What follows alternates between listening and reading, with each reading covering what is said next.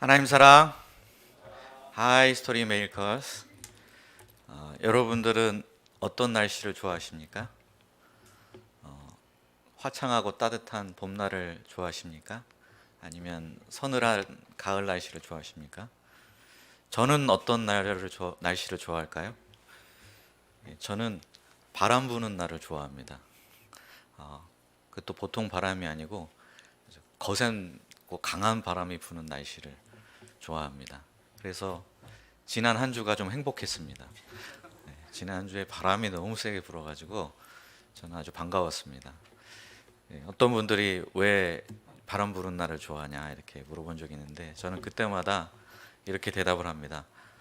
앞에서 거세게 불어오는 맞바람을 헤치고 그 바람을 뚫고 나갈 때 살아있음을 느낀다. 그래서 바람 부는 날을 좋아한다고 대답을 합니다. 바람 부는 날은 저에게 있어서 그래서 내가 살아있고 내가 아직 힘이 있고 나에게 에너지가 있다는 것을 느끼게 해주기 때문에 그런 의미가 있습니다. 우리 가운데 지금 이제 코로나 사태라는 이런 광풍이 불고 있습니다. 거센 폭풍이 불고 있는데 저희가 이것을 이제 이 위기를 헤쳐나감으로써 우리 안에 영적 생명이 살아있음을, 주님이 주신 생명이 이 위기를 능히 극복해 하실 줄 믿습니다. 그 믿음으로 이 위기를 잘 극복할 수 있도록, 헤쳐나갈 수 있도록 기도해야 되겠습니다. 오늘 말씀의 제목은 먼저 그의 나라와 그의 의를 구하라입니다. 요절은 마태복음 6장 33절입니다. 다 함께 한 목소리로 읽어보도록 하겠습니다. 시작. 그런즉 너희는 먼저 그의 나라와 그의 의를 구하라. 그리하면 이 모든 것을 너희에게 더하시리라. 함께 기도하겠습니다. 살아계신 하나님 아버지, 코로나 사태의 광풍이 몰아치고 있습니다. 그러나 우리 안에는 주님께서 주신 영적인 생명이 있습니다. 이 생명이 있기에 이 위기도 능히 극복하고 헤쳐나갈 줄 믿습니다. 저에게 광풍을 이길 믿음을 허락해 주시옵소서. 이 시간 하나님의 말씀을 듣기 위해 이 자리에 모였습니다.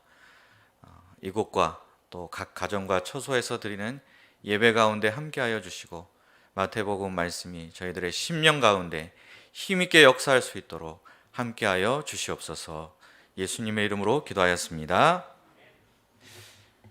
저는 오늘날 사람들이 무엇에 관심을 가지고 있는가, 또 무슨 생각을 하고 있는가, 이런 것을 알아보기 위해서 종종 각 서점의 주간 베스트셀러 목록을 살펴볼 때가 있습니다.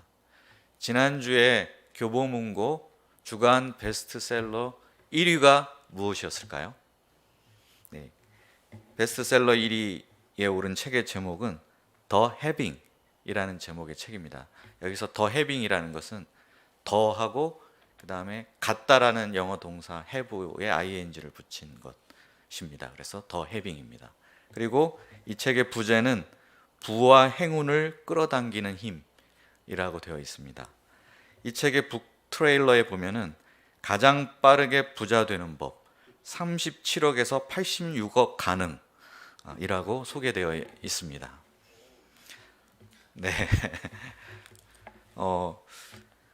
이 베스트셀러 목록을 보면 이 시대, 우리 대한민국의 시대 정신이 무엇인가 하는 것을 느낄 수가 있습니다.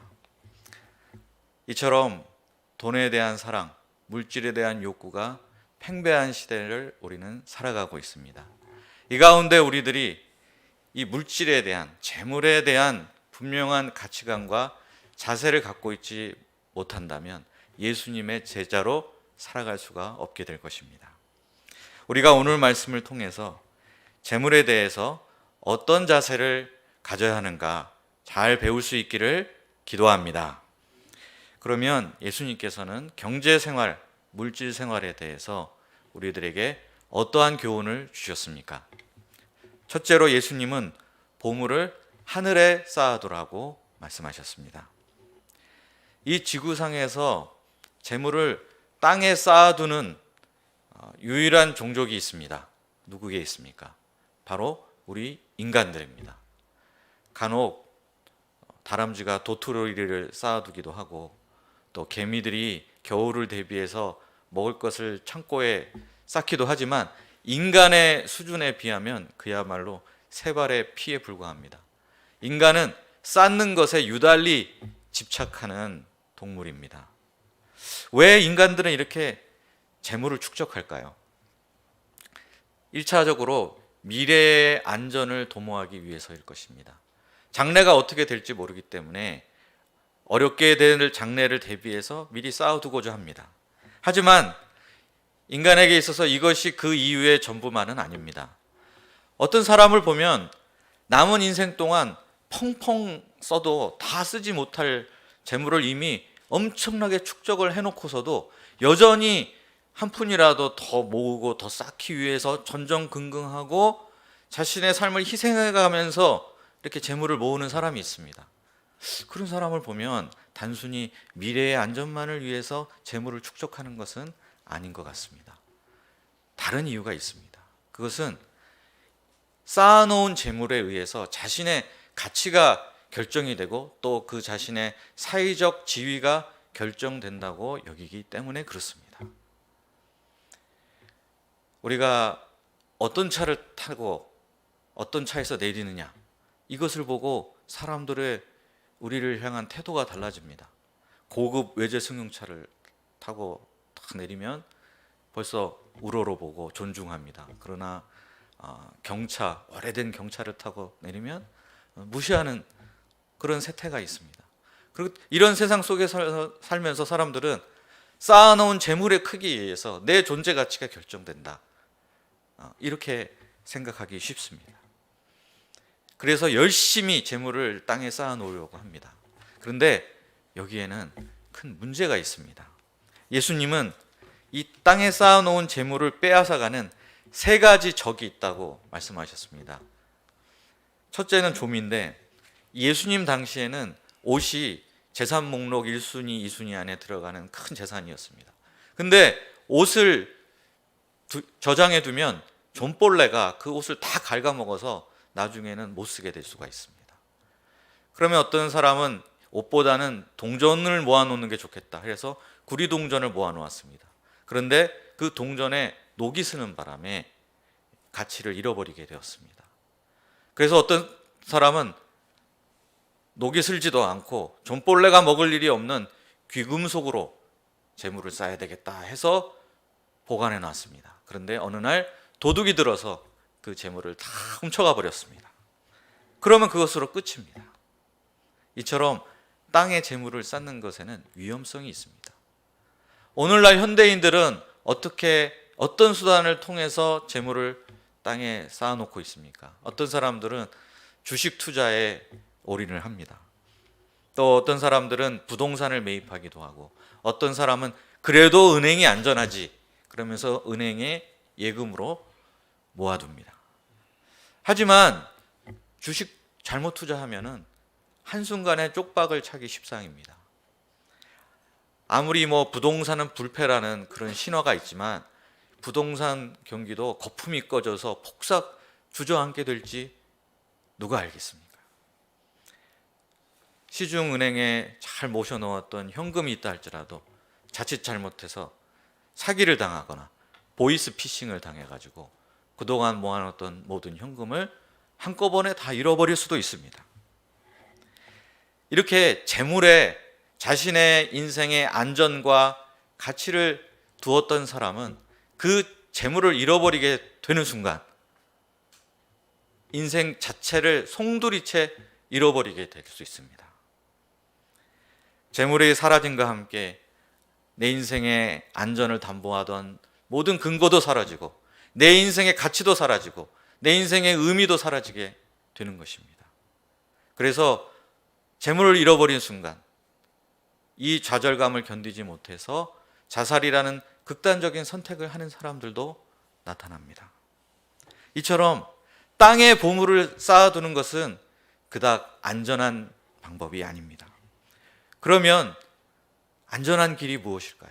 예수님의 제자는 어디에 보물을 쌓아두어야 하겠습니까? 20절을 보십시오. 우리 20절 말씀을 다 함께 읽어보도록 하겠습니다. 시작. 오직 너희를 위하여 보물을 하늘에 쌓아두라.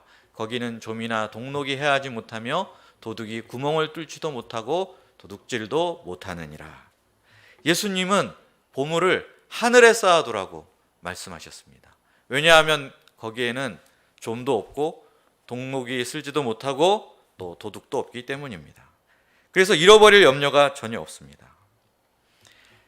땅에 쌓은 보물이 아무리 많다 할지라도 우리가 죽을 때는 두고 가야 합니다. 빈손으로 갈 수밖에 없습니다. 그러나 하늘에 쌓은 보물은 죽음 이후에도 영원히 그 가치가 보존됩니다. 그렇기 때문에 하늘에 쌓는 것만이 가장 안전하고 확실한 길입니다. 그러면 보물을 하늘에 쌓는다는 것이 구체적으로 어떻게 하는 것일까요? 우리가 비행기를 타고 하늘에 올라가서 구름 위에다 쌓아두는 것일까요? 보물을 하늘에 쌓는다는 것은 땅에서 얻은 재물을 하늘에 계신 하나님 아버지의 뜻에 합당하게 사용하는 것, 이것이 곧 보물을 하늘에 쌓는 것입니다. 하늘에 보물을 쌓는다 하면 어떤 사람들은 무조건 남을 위해서 베풀고 나누는 것만이 하늘에 쌓는 것이다 라고 생각하기 쉽습니다. 그러나 그것만이 하늘에 보물을 쌓는 것은 아닙니다. 하나님께서 우리 인생들을 우리가 잘 관리하기를 원하십니다. 우리가 우리 삶에 대한 또 우리 가족에 대한 청지기적인 자세를 가지고 살아가길 원하시기 때문에 나 자신을 위해서 또 우리 가족을 위해서 물질을 사용하는 것도 보물을 하늘에 쌓는 것입니다. 그런데 그것만으로 그쳐서는 안 됩니다. 그뿐만 아니라 이 땅에서 하나님 나라를 이루어가는 일에 재물을 사용하기를 원하십니다. 이것은 구제와 봉사를 통해서 또 전도와 선교를 위해서 그리고 그리스도의 몸된 공동체를 위해서 물질을 드리고 헌신하는 것, 이것이 곧 하늘에 쌓는 일입니다. 예를 들자면 이번에 우리가 코로나19 바이러스 사태로 어려움에 처한 개척센터와 여러 선교지의 선교사님들을 위해서 구제 헌금을 모금했습니다. 바로 이와 같은 일에 동참하는 것이 하늘에 보물을 쌓는 일일 것입니다. 이렇게 보물을 하늘에 쌓다 보면 구제와 봉사, 선교 그리고 전도를 위해서 물질을 쓰다 보면은 내가 쌓아놓았던 통장 계좌에서 내 돈이 다 빠져나가는 것 같습니다. 어디로 사라지는 것 같습니다.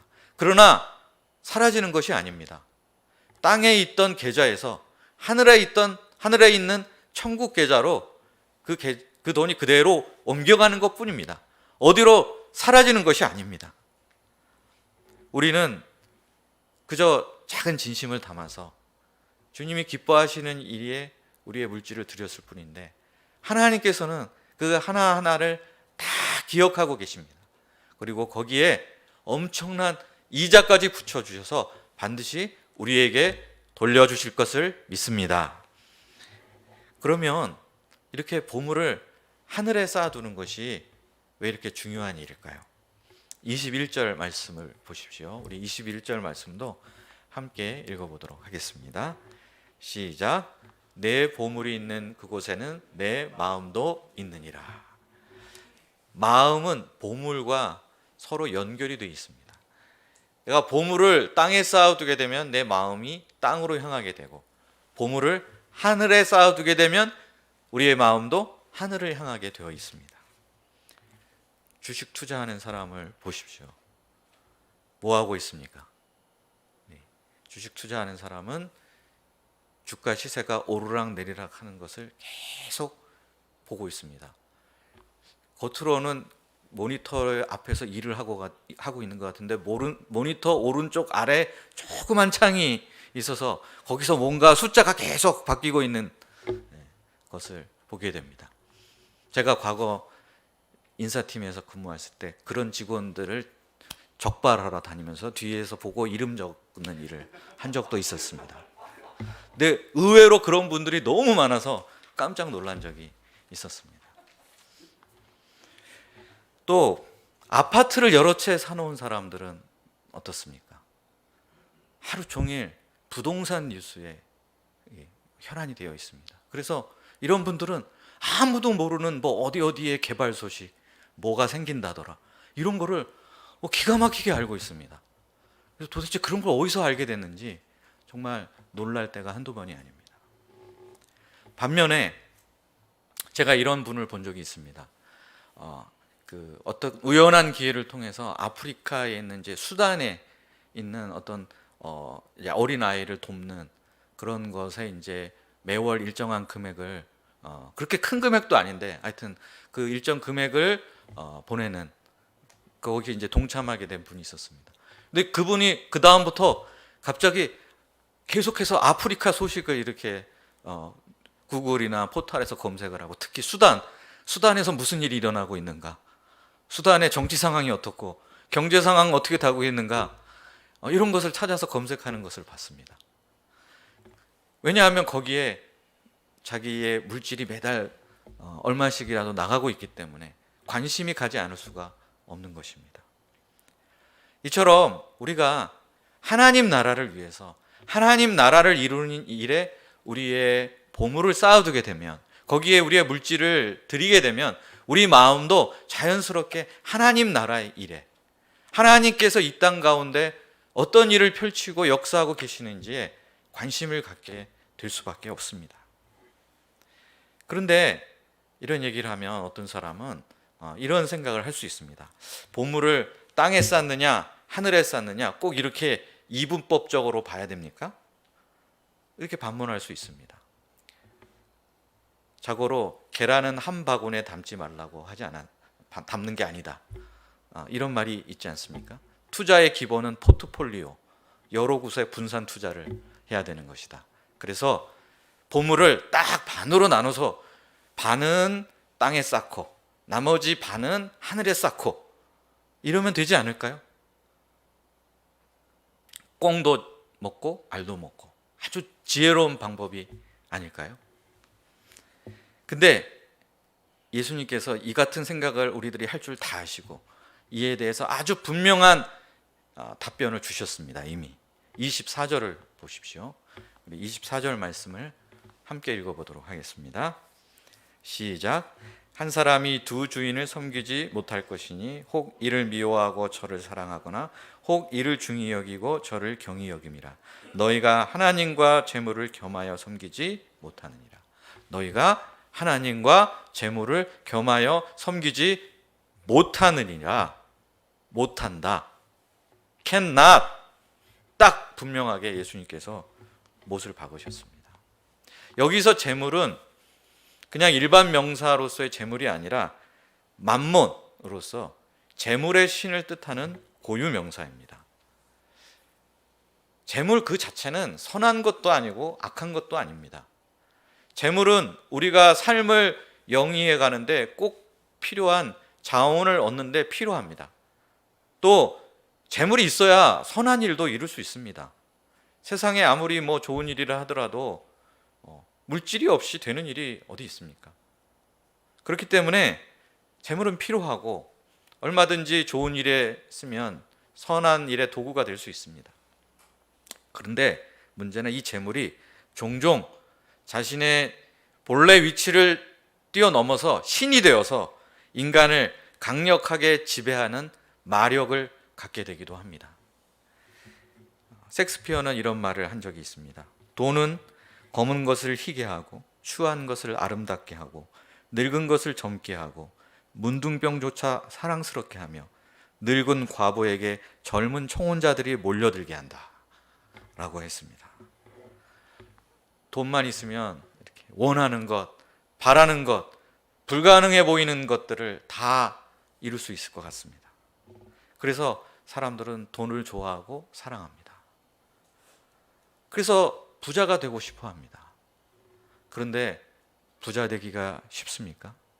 지난주에 우리 이해찬 형제님이 군에 입대하면서 감사 제목, 기도 제목 나눌 때 이런 얘기를 했습니다. 알바를 주셔서 감사합니다. 알바를 해보니 돈을 번다는 게 얼마나 힘든 일인가를 절실히 깨닫게 되었습니다. 라는 소감을 발표했습니다. 정말 알바하는 것도 쉽지 않고 부자 되는 건 더더욱 어려운 일입니다.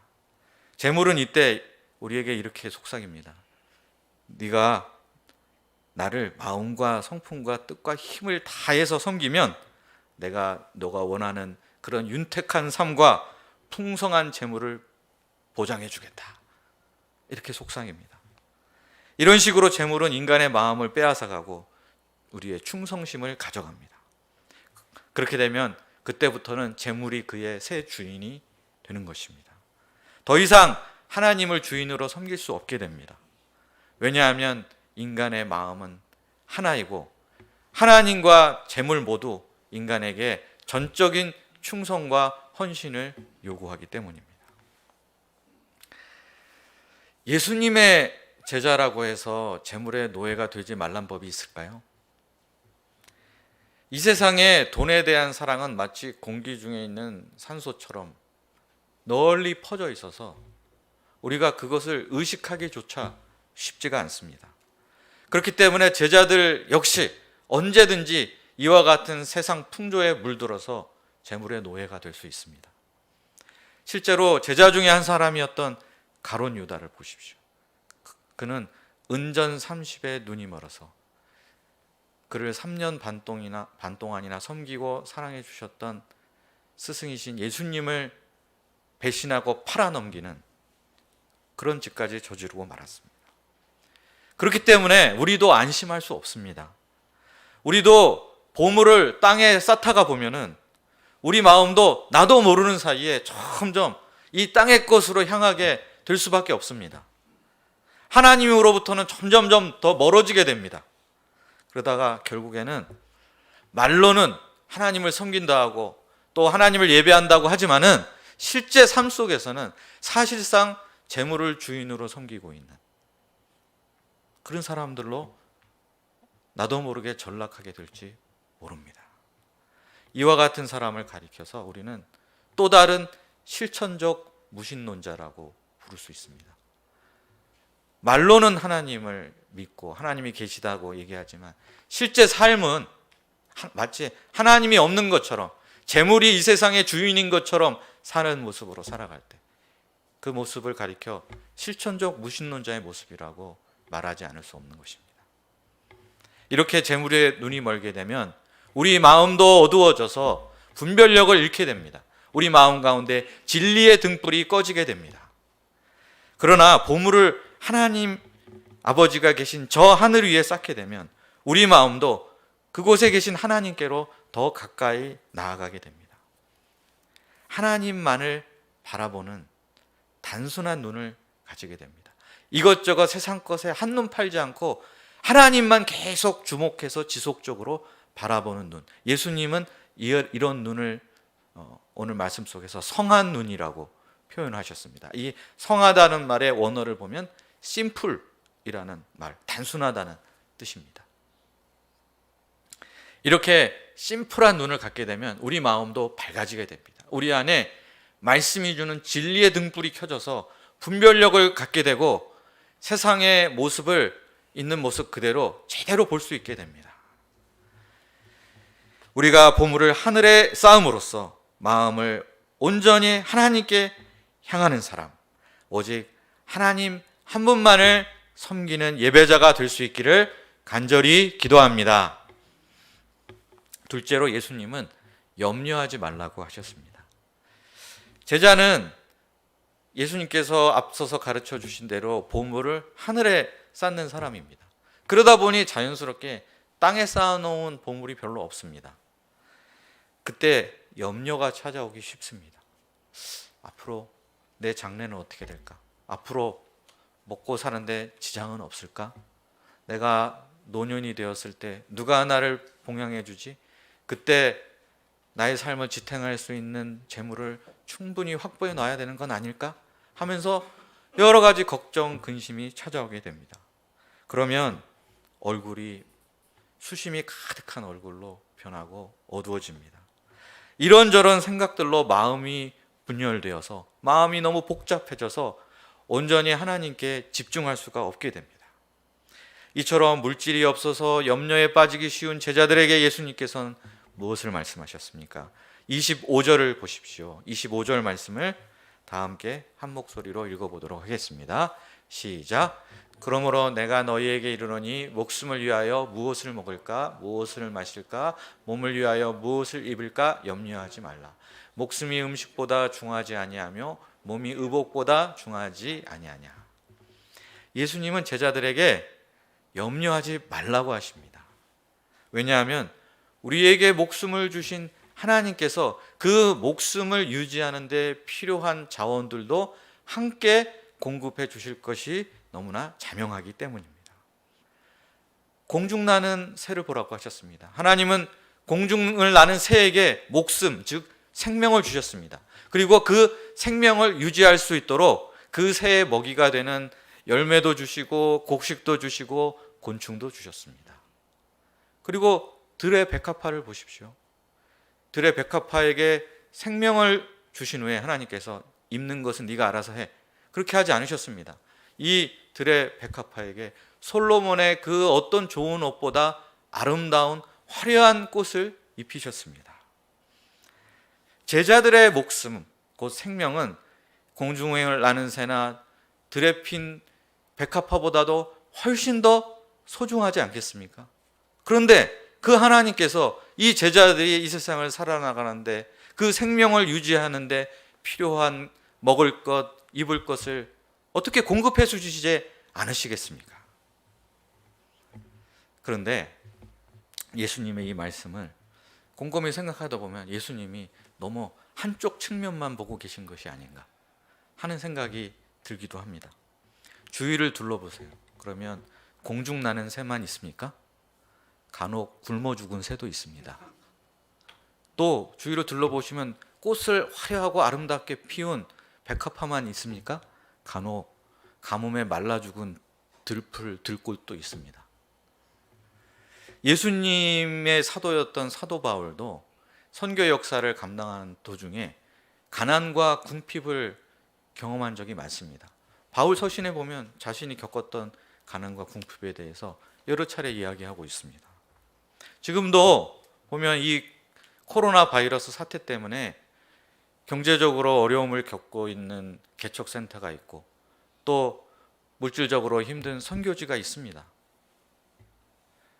우리가 이 세상을 다큐멘터리 감독의 눈으로만 보면 이 세상은 먹고 사는 문제가 너무나 심각하고 그렇기 때문에 먹고 사는 문제를 제1의 과제로 놓고 살지 않을 수가 없는 것처럼만 보입니다. 근데 왜 이렇게 세상이 먹고 살기가 힘들게 되었을까요? 처음부터 그랬던 것은 아닙니다. 우리가 창세기를 공부해봐서 잘 알듯이 처음에 이 세상은 에덴 동산이었습니다. 먹고 사는 문제를 걱정하고 근심할 필요가 전혀 없는 곳이었습니다. 오직 하나님의 형상대로 우리를 지으신 그 하나님의 뜻을 쫓아서 하나님 나라를 확장하고 개척하고 정복하고 다스리는 일에만 집중하면 되는 삶이었습니다. 그런데 지금처럼 이렇게 가난과 궁핍 때문에 고통하고 걱정하고 염려할 수밖에 없게 된 것은 바로 인간들의 죄 때문입니다. 범죄 이후에 이 세상이 저주를 받았습니다. 그래서 땅은 엉겅퀴를 내게 되고 사람은 그 땅 가운데 살면서 이마에 땀을 흘려야만 겨우 먹을 것을 구하게 되는 그런 세상으로 변하고 말았습니다. 이때부터 사람은 염려와 걱정과 근심의 노예가 되어서 거기서부터 헤어나올 수가 없게 되었습니다. 염려는 아까 말씀드렸던 재물에 대한 사랑, 돈에 대한 사랑과 마찬가지로 공기처럼 우리 주위에 퍼져 있어서 우리는 우리가 염려하고 있다, 근심하고 있다는 것 자체를 인식하지조차 못할 때가 너무나 많습니다. 오히려 염려를 하지 않고 근심을 하지 않고 있으면 좀 이상합니다. 왜 염려를 안 하고 있지? 왜 아무 걱정이 없을까? 불안하기까지 합니다. 옆 사람이 얘기해 줍니다. 왜 너 이렇게 아무 생각이 없이 살아? 왜 걱정이 안 돼? 진짜 아무 생각이 없구나. 이러면서 이제 옆 사람이 대신 걱정을 해주기도 합니다. 그래서 온갖 염려, 없는 염려까지 하고 만들어냅니다. 이제 돌아가신 저희 어머니가 그런 분이셨습니다. 그래서 제가 이렇게 집에 있다 보면 결혼 이후에 저희 어머니가 가끔 전화를 하셨습니다, 저한테. 그래서 웬일인가 그러면 어머니 가스불 잠궜니? 이걸 물어보셔요. 네.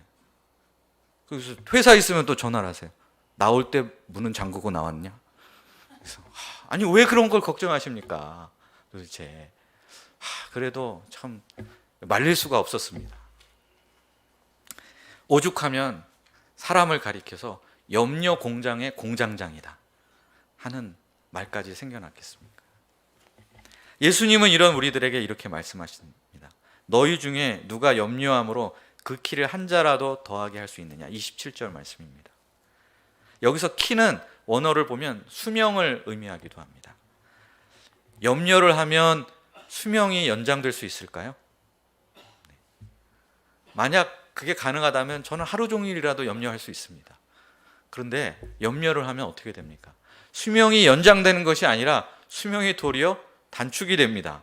염려를 하면 할수록 스트레스가 쌓여서 위장병, 신경쇠약, 불면증, 각종 암에 걸려서 단명하게 됩니다.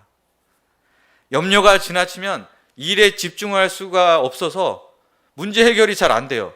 그럼 문제 해결이 안 되니까 더 염려가 생기고 이 끊임없는 염려의 악순환의 고리에 빠지게 됩니다. 이처럼 염려는 인생에 아무 도움이 되지 않습니다. 우리가 염려가 쓸데없다는 것을 알지만 근데 이 염려를 떨쳐버리기가 쉽지가 않습니다. 염려는 마치 그림자와 같아서 내가 이쪽으로 가면 따라오고 저쪽으로 가면 또 염려가 이렇게 항상 그림자처럼 내 뒤를 쫓아옵니다. 그럼 우리가 어떻게 이 염려를 떨쳐버리고 극복할 수 있을까요? 30절에 보면 예수님께서 염려하는 제자들을 가리켜서 뭐라고 하셨습니까? 믿음이 작은 자들아 라고 말씀하셨습니다. 또 32절에 보면 염려하여 무엇을 먹을까 입을까 이렇게 고민하는 사람을 가리켜서 이방인, 즉 하나님을 알지 못하는 사람들, 하나님과 관계성을 맺지 못한 사람이라고 말씀하셨습니다. 우리가 왜 염려할까? 염려의 원인을 생각해 보면 흔히 너무 부족해서 가진 것이 없어서 염려할 수밖에 없지 않느냐라고 말을 합니다. 그런데 아닙니다. 사실 따지고 보면 예수님의 말씀에 기초해서 생각해 보니 물질이 부족해서가 아니라 하나님께 대한 믿음이 없고 하나님을 알지 못하기 때문에 염려한다는 사실을 알 수 있습니다. 하나님 어떤 분이십니까? 하나님은 이 세상을 창조하셨습니다. 근데 이 하나님의 손으로 직접 창조하신 세상을 그냥 내버려 두실까요? 그냥 너희 문제는 너희들이 알아서 잘 해결해 봐. 그러고 외면하고 계실까요? 하나님은 그런 분이 아니십니다. 하나님은 지금도 섭리로 온 세상을 구석구석 살피시고 돌보시고 계십니다. 인간의 반역과 죄악에도 불구하고 때마다 비를 내려주시고 햇빛이 비추게 하셔서 농작물이 자라나게 하시고 인간들이 먹을 것, 입을 것을 공급해주고 계십니다. 광야에서 이스라엘 백성들이 40년 동안 만나를 먹고 살 수 있게 해주셨듯이 지금도 하나님께서는 당신의 자녀들을 신실하게 먹이고 입히고 계십니다. 우리가 이 하나님을 믿어야겠습니다. 우리가 다큐멘터리 감독의 눈으로만 세상을 보지 말고 예수님처럼 시인의 눈으로 세상을 봅시다. 시인의 눈으로 공중에 나는 새를 보고 들의 백합화와 들풀을 봅시다. 그러면 이 세상 가운데는 이 하나님의 섭리적인 돌보심이 온갖 곳에 다 드러나 있습니다.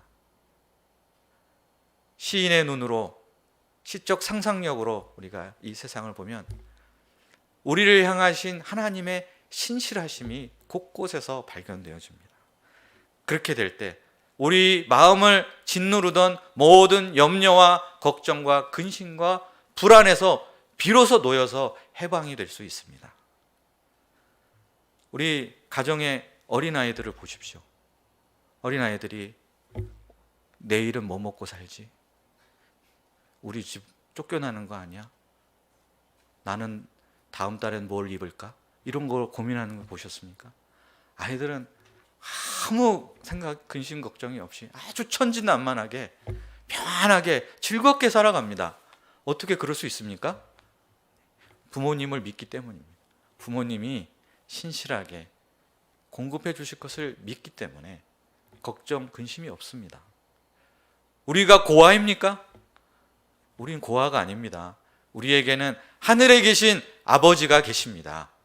그 하늘 아버지를 믿고 신뢰함으로 우리가 모든 염려에서 해방된 삶을 살 수 있기를 간절히 기도합니다. 셋째로 예수님은 먼저 하나님 나라와 의를 구하라고 말씀하십니다. 예수님의 제자들이 염려 대신 해야 할 것이 무엇일까요? 33절 오늘 요절 말씀을 다시 한번 읽어보도록 하겠습니다. 시작. 그런즉 너희는 먼저 그의 나라와 그의 의를 구하라. 그리하면 이 모든 것을 너희에게 더하시리라. 앞선 25절에서 예수님께서 목숨이 음식보다 중하지 아니하며 몸이 의복보다 중하지 아니하냐라고 말씀하셨습니다. 하나님께서 우리에게 목숨, 즉 생명, 그리고 몸을 왜 우리에게 주셨을까요? 막 있으면 있는 대로 더 쌓으려고 아동바동하면서 살고, 없으면 없는 대로 염려하면서 전전긍긍하면서 삶을 다 보내라고 그래서 생명을 주셨을까요? 일생 재물에 매인 노예처럼 살으라고 우리에게 생명을 주셨을까요? 결코 그렇지 않습니다.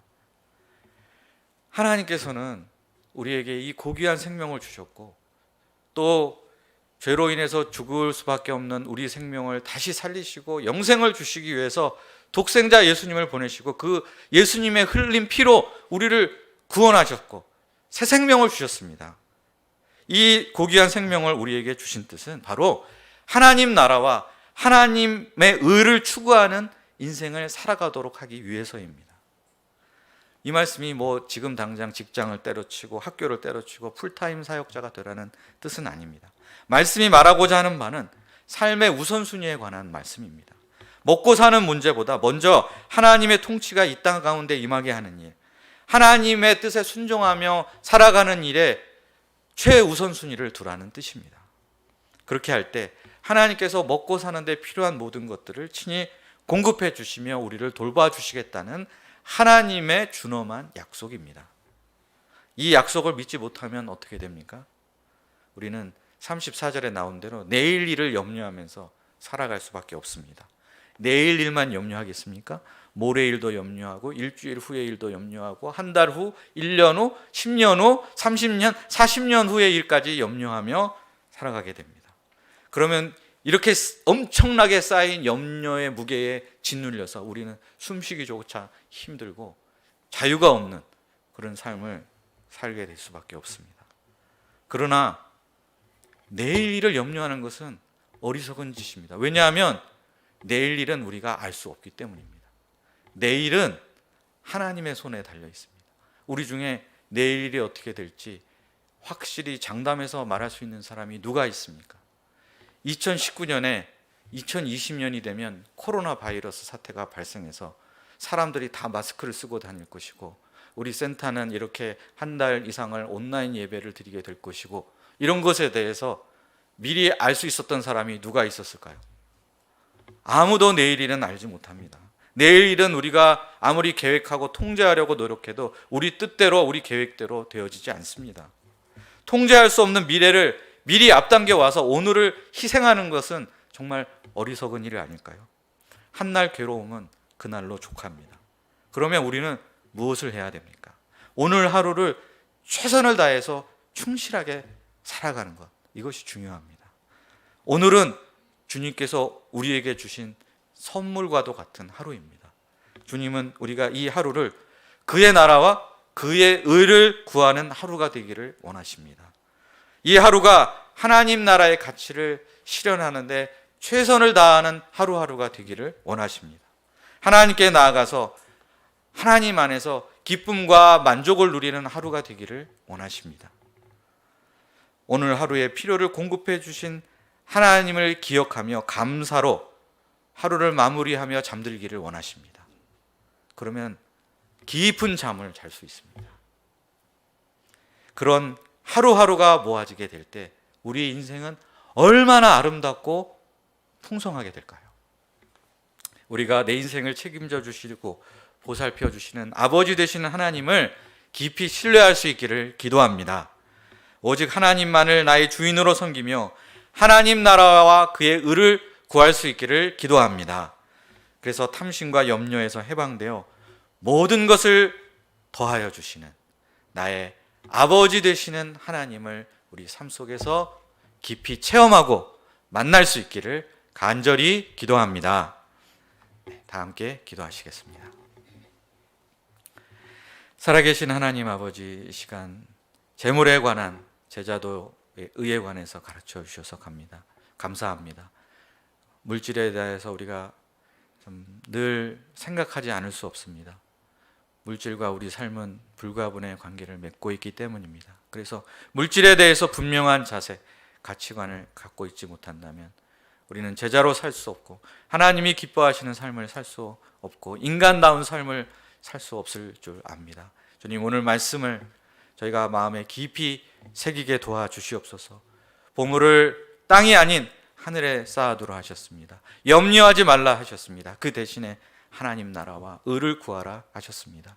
이 말씀을 기억하고 실제 삶 속에서 재물을 가지고 오히려 하나님께 더 가까이 나아가는 삶을 살 수 있기를 간절히 기도합니다. 감사하며 예수님의 이름으로 기도하였습니다.